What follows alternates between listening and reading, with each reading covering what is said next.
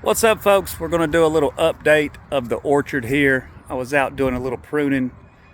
Got the mulch down, so we've got that ready for above ground, the drip irrigation going in. Going to give you a look at a few of these here. Walk around for a second.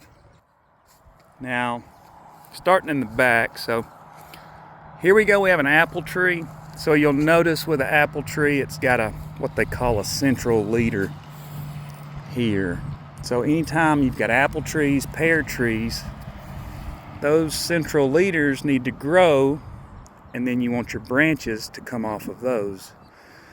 Because apples and pears fruit on older wood.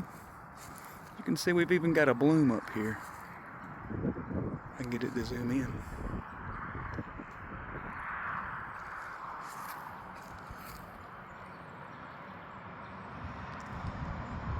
Well, it was worth a try. You get the idea.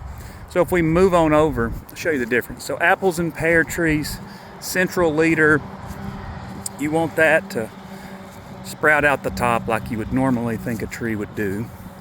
And when we go to nectarines, plums, and peach trees, we want to cut the central leader out. And what we're doing is creating a vase.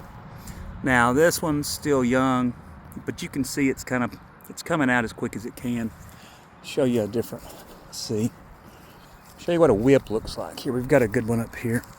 As you can see, we've got plenty of these to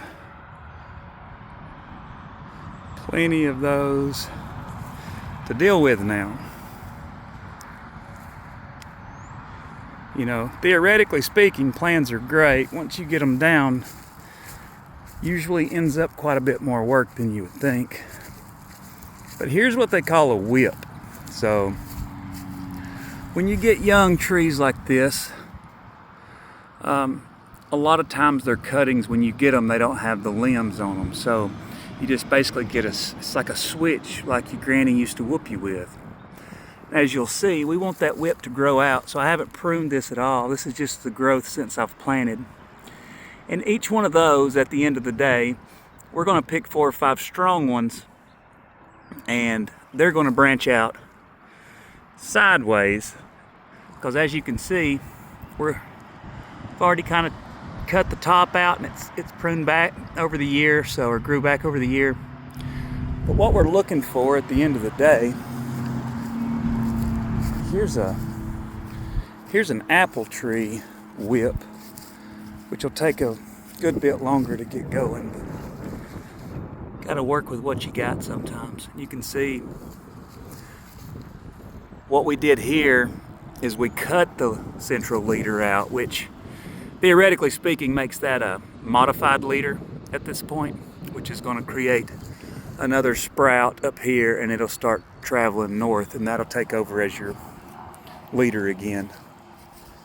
But let's see a good one here. Here's a good one for you. You can see how this one's kind of branched out. Now we've cut the top out. This is a peach tree. Cut the top out because we want the branches to come out sideways. Like for instance, this one's on top of this one, so this one will probably end up getting pruned in the fall. You don't want them on top of each other. They get in each other's way, take each other's sunlight, air. They don't grow as well. So we'll end up cutting that back. That's just one example. I think there's probably a better example. Here's you another whip.